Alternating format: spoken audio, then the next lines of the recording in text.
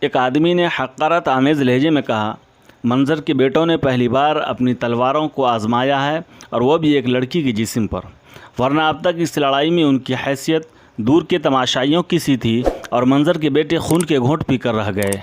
عدی اپنی جگہ سے اٹھ کر لڑکھڑاتا ہوا آگے بڑھا، ڈگمگایا اور دوبارہ اٹھنے کی ایک ناکام کوشش کے بعد رینگتا ہوا سمیرہ کے قریب پہنچ گیا۔ سمیرہ، سمیرہ، میری مظلوم بیٹی۔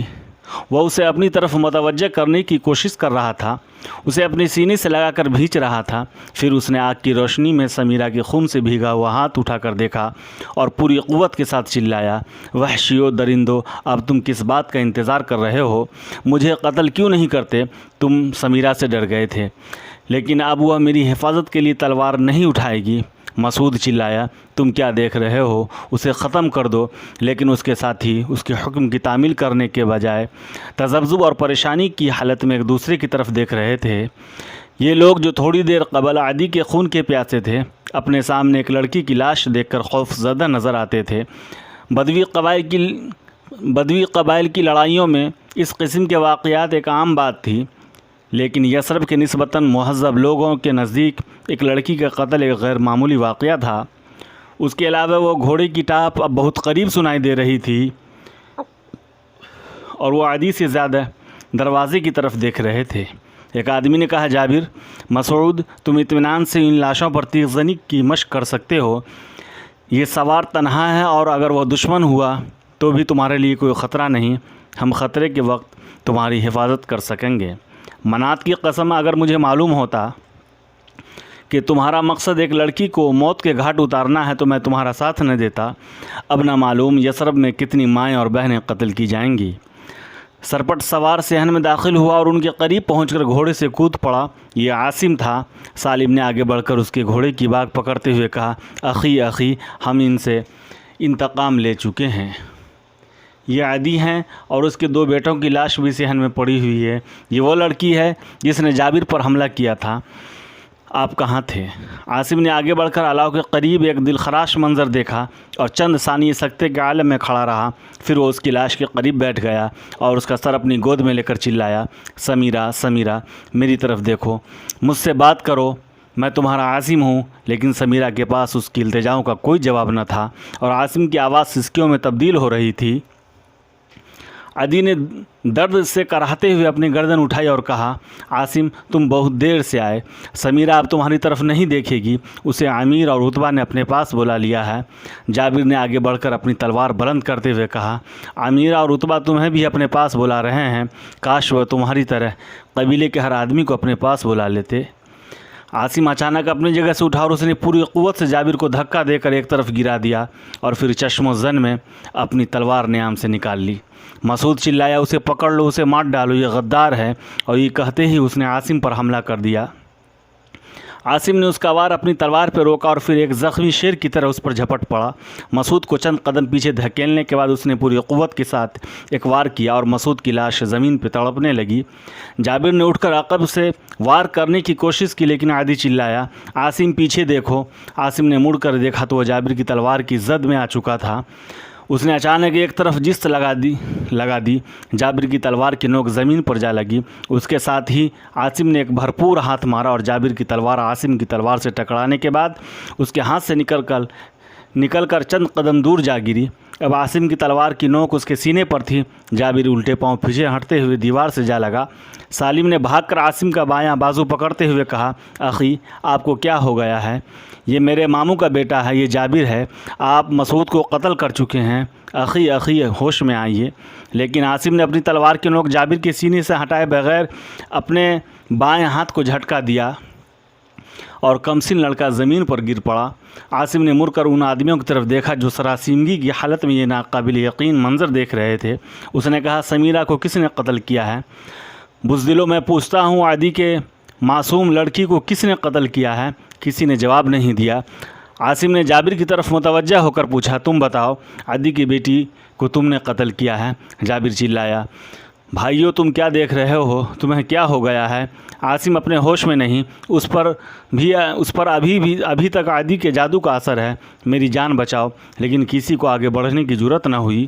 سالم نے دوبارہ اٹھ کر عاصم کا ہاتھ پکڑتے ہوئے کہا، اخی، ہم نے اس لڑکی کی جان بچانے کا وعدہ کیا تھا، لیکن اس نے اچانک جابر پر حملہ کر دیا۔ اگر وہ حملہ نہ کرتی تو یہ اس پر ہاتھ نہ اٹھاتا۔ اخی، ہوش سے کام لیجئے۔ عاصم نے اپنا ہاتھ چھوڑا کر سالم کے منہ پر ایک تھپڑ مارا اور وہ چکرا کر زمین پر گر پڑا۔ پھر اس نے جابر کی طرف متوجہ ہو کر گرجتی ہوئی آواز میں کہا، تم نے سمیرہ کو قتل کیا ہے۔ کاش منظر کے 10,000 بیٹے ہوتے اور میں سمیرہ کے خون کے ایک ایک قطرے کے بدلے انہیں قتل کر سکتا۔ وہ چلایا، عاصم مجھ پر رحم کرو، لیکن عاصم نے اپنے ہاتھ کو جنبش دی اور تلوار کی نوک جابر کے سینے میں اتر گئی۔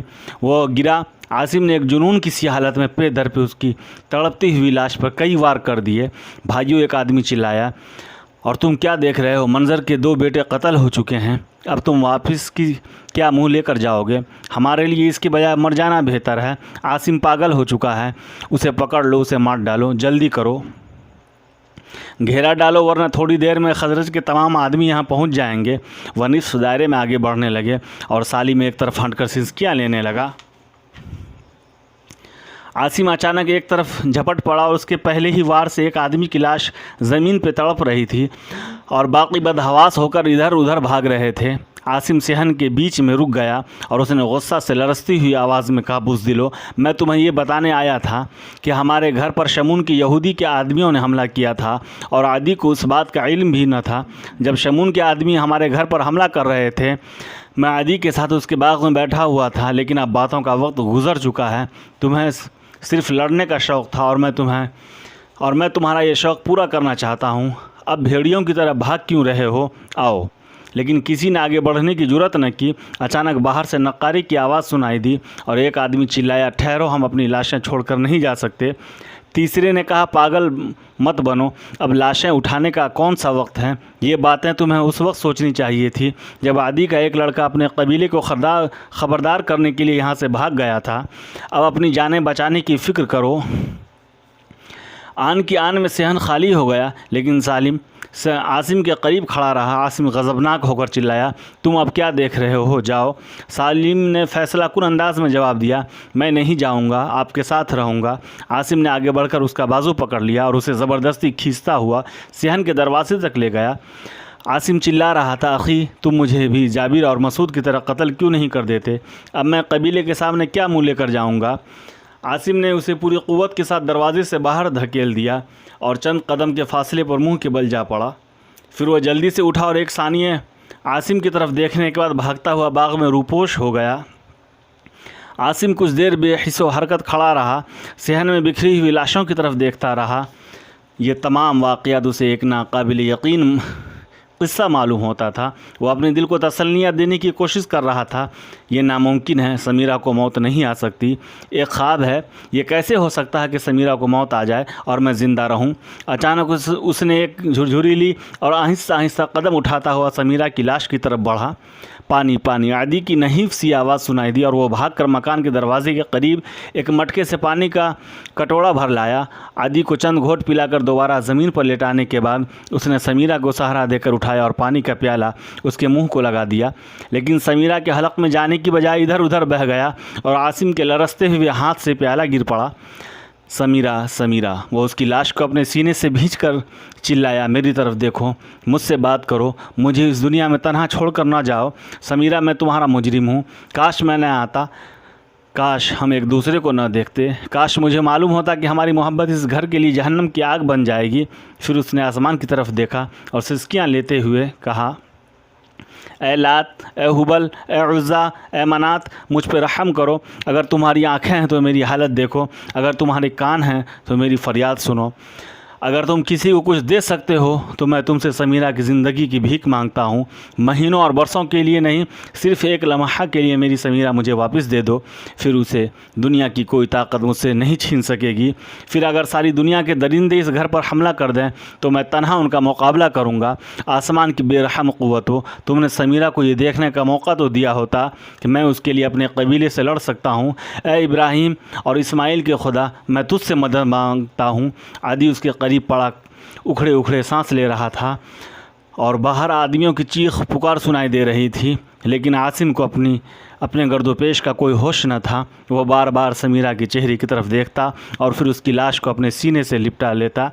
बाहर की चीखों पुकार सेहन के अंदर पहुंच चुकी थी, लेकिन आसिम को किसी ख़तरे का एहसास न था।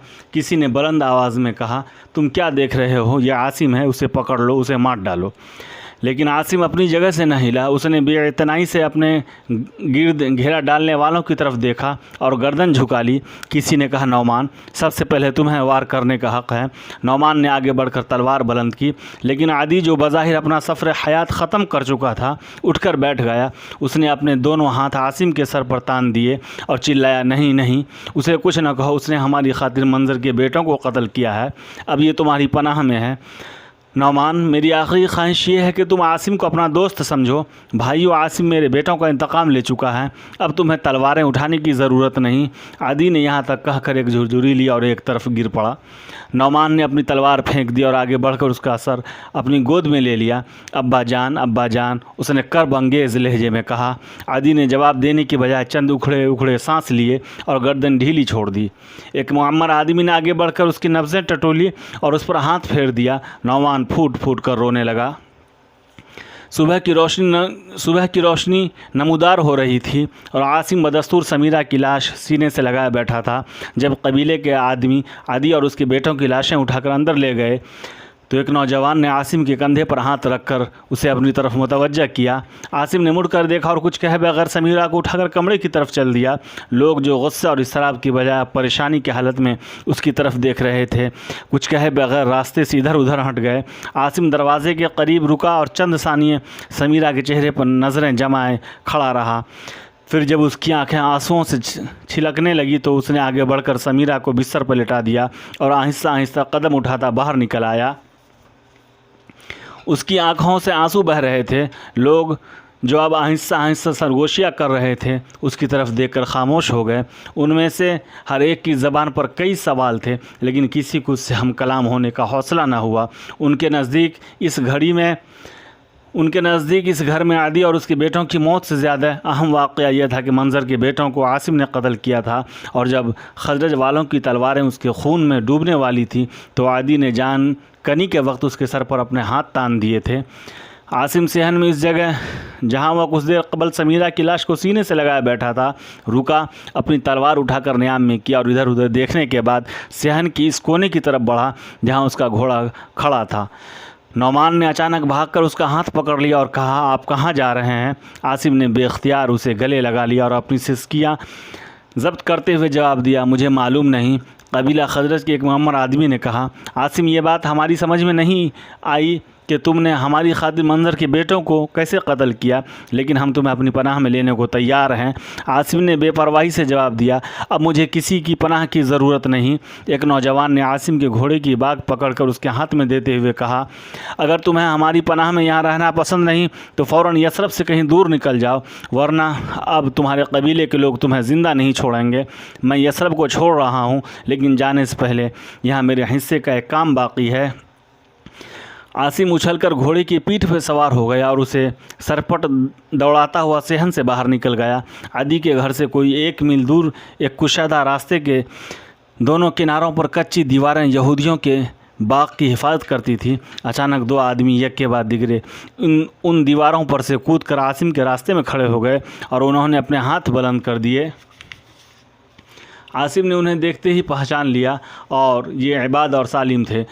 उसने पूरी क़ुव्वत के साथ बागें खींचकर अपना घोड़ा रोका और कहा, इबाद, तुम कहाँ थे? इबाद ने जवाब दिया, मैं रास्ते में पहरा दे रहा था। सालिम ने हुक्म दिया था कि अगर दुश्मन ख़बरदार होकर आदि की मदद के लिए इस तरफ आए तो हम नक्कारे बजा दें। जब आप यहाँ से गुज़र रहे थे तो मैंने आपको पहचान लिया था और आपका रास्ता रोकने की कोशिश की थी, लेकिन आप मेरी तरफ तवज्जो दिए बगैर आगे निकल गए। उसके बाद जब खजरज की आबादी में चीख पुकार सुनाई देने लगी तो मेरे 2 साथी नक्कारा बजाकर भाग गए, लेकिन चूँकि आदि के घर पर हमला करने वाले साथियों ने बहुत देर लगा दी थी, इसलिए मैं तशवीश की हालत में बागों से गुजरता हुआ आदि के घर की तरफ चल दिया।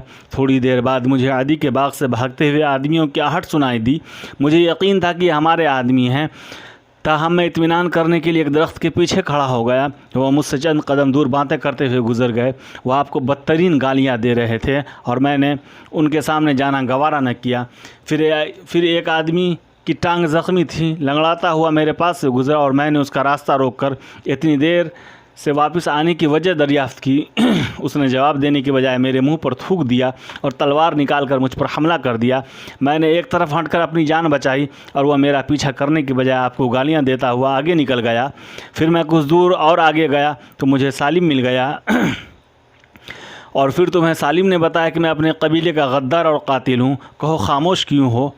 عباد نے آبدید ہو کر کہا، مجھے یقین نہیں آتا کہ آپ نے منظر کے بیٹوں کو قتل کیا ہے، لیکن اگر یہ درست ہے تو بھی میں آپ کا غلام ہوں۔ تم آج سے آزاد ہو اور سالم اس بات کی گواہی دے گا کہ میں نے اپنے حصے کی جائیداد تمہارے حوالے کر کے جا رہا ہوں۔ آپ مجھے قتل کر سکتے ہیں لیکن ان حالات میں اپنا ساتھ چھوڑنے پر آمادہ نہیں کر سکتے۔ عاصم نے کہا، میں تم سے صرف ایک خدمت لینا چاہتا ہوں۔ تم عدی کے گھر کے قریب چھپ کر میرا انتظار کرو۔ اگر کوئی خطرہ پیش آئے تو یہ کہہ دینا کہ تم میرے حکم کی تعمیل کر رہے ہو۔ میں تھوڑی دیر تک وہاں پہنچ جاؤں گا۔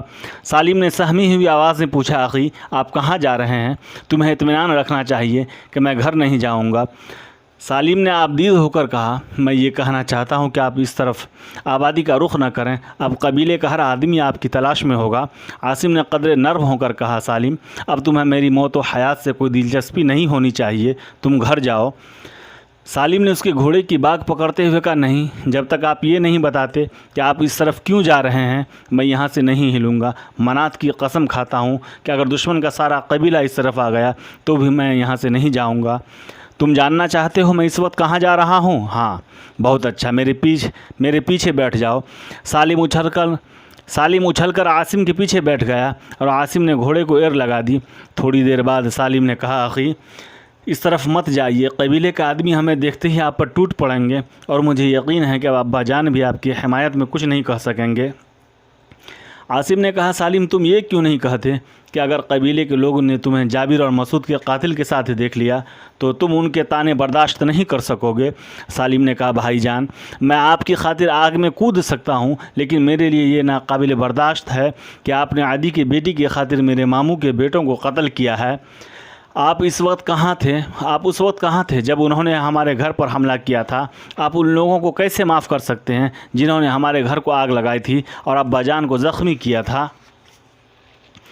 عاصم نے گھوڑے کی باگ کھینچتے ہوئے جواب دیا، اس وقت میں عدی کے باغ میں اس سے باتیں کر رہا تھا اور اس کے بیٹے گھر میں سو رہے تھے۔ یہ ناممکن ہے۔ عباد نے عدی کے گھر تک کا حملہ کرنے والوں کا تعاقب کیا تھا۔ آپ اس سے پوچھ سکتے ہیں۔ مجھے پوچھنے کی ضرورت نہیں۔ عباد نے صرف ایک آدمی کا تعاقب کیا تھا اور وہ شمون کا غلام تھا۔ اسے یہ خدمت سونپی گئی تھی کہ جب شمون کے آدمی ہمارے گھر کو آگ لگا دیں تو وہ ان کا پیچھا کرنے والوں کو عدی کے گھر کی طرف لے جائے۔ سالم نے کہا، مجھے یقین ہے کہ آپ جھوٹ نہیں بولتے، لیکن آپ کو کرنا کیا چاہیے تھا یہ تمہیں ابھی معلوم ہو جائے گا۔ دائیں طرف ایک جگہ سے دیوار ٹوٹی ہوئی تھی اور وہاں جھاڑیوں کی باڑی لگی ہوئی تھی۔ عاصم نے باغ موڑ کر گھوڑے کو ایر لگا دی اور وہ باڑ پھاند کر باغ میں داخل ہو گیا۔ سالم نے کہا، یہ شمون کا باغ ہے، آپ اس کے گھر پر حملہ کرنا چاہتے ہیں؟ عاصم نے گھوڑا روکا اور نیچے کودتے ہوئے کہا، مجھے حملہ کرنے کی ضرورت پیش نہیں آئے گی، تم یہاں انتظار کرو، اگر کوئی خطرہ پیش آئے تو میرے گھوڑے پر یہاں سے نکل جانا۔ عاصم نے اس کی بات کاٹتے ہوئے کہا، اب تم خاموش رہو، یہ باتوں کا وقت نہیں، میں تمہیں صرف اس لیے ساتھ لایا ہوں کہ شاید قبیلے کے لوگوں کو تمہاری گواہی پر اعتبار آ جائے۔ اگر مجھے اپنے کام میں کسی کی ضرورت ہوتی تو میں تمہارے بجائے عباد کو اپنے ساتھ لاتا۔ سالم نے کہا، بہت اچھا، میں آپ کے ساتھ جانے پر ضد نہیں کرتا، لیکن مجھ سے یہ توقع نہ رکھیے گا کہ اگر کوئی خطرہ پیش آیا تو میں آپ کا ساتھ چھوڑ کر بھاگ جاؤں گا۔ عاصم نے کوئی جواب دیے بغیر جلدی سے گھوڑے کی گردن سے رسہ اتارا اور بھاگتا ہوا درختوں میں غائب ہو گیا۔ باغ میں 100 گز چلنے کے بعد وہ شمون کے گھر کے بیرونی احاطے کی دیوار کے سامنے رکا اور دیوار پر چڑھ کر اندر جھانکنے لگا۔ دائیں طرف شمون کے سکونتی مکان کا دروازہ بند تھا اور بائیں طرف کچھ فاصلے پر ایک چھپڑ کے نیچے اس کے نوکر لیٹے تھے۔ عاصم کسی توقف کے بغیر صحن میں کود پڑا اور چھپر کی طرف بڑھا۔ چھپر کے اندر 3 آدمی گہری نیند میں خراٹے لے رہے تھے۔ ایک دراز قامت اور قوی ہیکل آدمی کے خراٹے سب سے زیادہ بلند تھے۔ عاصم نے ہلکی سی ٹھوکر سے اسے جگایا اور اس کے سینے پر تلوار کی نوک رکھ دی۔ شمون کے غلام نے ہڑبڑا کر آنکھیں کھولی اور انتہائی بدحواسی کے عالم میں عاصم کی طرف دیکھنے لگا۔ عاصم نے تلوار پر ذرا زور ڈالا، کہا اگر تم نے شور مچایا تو میں تمہیں قتل کر ڈالوں گا۔ تمہیں اپنی جان عزیز ہے تو میرے حکم کی تعمیل کرو، اٹھو اور اپنے ساتھیوں کی طرف مت دیکھو، وہ تمہاری مدد نہیں کر سکتے۔ میں اگر چاہوں تو انہیں جگا کر بھی قتل کر سکتا ہوں۔ غلام خوف سے کانپتا ہوا اٹھا۔ عاصم نے اس کے گلے میں پھندا ڈال کر اس کو ایک جھٹکا دیا اور پھر تلوار کی نوک اس کی گردن پہ رکھتے ہوئے کہا، تمہاری خیر اسی میں ہے کہ تم خاموشی سے میرے آگے چلتے رہو۔ غلام کو اس حکم کی تعمیل کے سوا کوئی راستہ نظر نہ آیا۔ وہ عاصم کے آگے آگے چل دیا۔ صحن کے دروازے کے قریب رک کر غلام نے پہلی بار عاصم سے ہم کلام ہونے کی جرأت کی اور اس نے سہمی ہوئی آواز میں پوچھا، آپ مجھے کہاں لے جا رہے ہیں؟ عاصم نے جواب دیا، تم دروازہ کھولو اور خاموشی سے میرے ساتھ چلتے رہو۔ غلام نے کانپتے ہوئے ہاتھوں سے دروازہ کھول دیا اور وہ باغ میں داخل ہوئے۔ اچانک بائیں ہاتھ گھوڑے کی ٹاپ سنائی دی اور سالم درختوں کی آڑ سے نکل کر ان کے سامنے کھڑا ہو گیا۔ بھائی، اس نے گھوڑے سے اتر کر معذرت کے انداز میں کہا، میرے لیے وہاں انتظار کرنا بہت صبر آزما تھا۔ اب صبح ہو گئی ہے، آپ دیر نہ کریں۔ عاصم کچھ کہے بغیر گھوڑے پہ سوار ہو گیا اور پھر شمون کے غلام سے مخاطب ہو کر بولا، تم رات بھر کی بھاگ دوڑ سے بہت تھک گئے ہوگے، لیکن میں اس وقت تمہارے لیے سواری کا انتظام نہیں کر سکتا۔ تم کچھ دیر میرے ساتھ بھاگنا پڑے گا۔ تمہارا فائدہ اسی میں ہے کہ تم راستے میں گرنے کی کوشش نہ کرو، اور تمہارے فائدے کی دوسری بات یہ ہے کہ تم میرے ہر سوال کا جواب دو۔ غلام نے کہا، آپ نے وعدہ کیا ہے کہ آپ مجھے قتل نہیں کریں گے، لیکن اگر تم نے کوئی غلط جواب دیا تو میں اپنے وعدے پر قائم نہیں رہ سکوں گا۔ بتاؤ، رات کے وقت ہمارے گھر سے عدی کے باغ تک کس نے تمہارا پیچھا کیا تھا؟ جی ہاں۔ اور جب تم عدی کے باغ میں چھپ گئے تھے تو وہاں میں تمہیں ملا تھا؟ جی ہاں۔ تم ہمارے گھر میں آگ لگانے کے بعد بھاگے تھے؟ جناب، میں بے قصور ہوں، میں باہر کھڑا تھا، میں غلام ہوں اور اپنے آقا کے حکم کی تعمیل کر رہا تھا۔ میں تمہیں شمون کے جرم کی سزا نہیں دوں گا، لیکن سچ کہو، کیا شمون نے تمہیں یہ حکم دیا تھا کہ جب ہمارے آدمی حملہ کرنے والوں کو تعقب کرے تو تم انہیں اپنے پیچھے لگا کر عدی کے گھر تک پہنچا دو، تاکہ ہمارے آدمی یہ خیال کریں کہ حملہ کرنے والے عدی کے بیٹے تھے؟ جناب، مجھ پر رحم کیجیے، وہ مجھے زندہ نہیں چھوڑیں گے۔ عاصم نے رسے کو جھٹکا دیا اور گرجتی ہوئی آواز میں چلایا، خبیث، ٹھیک ٹھیک جواب دو۔ غلام نے سراپا التجا بن کر جواب دیا، جناب مجھ پر رحم کیجیے، میں نے صرف اپنے آقا کے حکم کی تعمیل کی ہے۔ عاصم نے کہا، سالم، اب تم اپنے گھر جاؤ۔ اب تم سمجھ گئے ہوگے کہ اس لڑائی سے میرے اجتناب کی وجہ کیا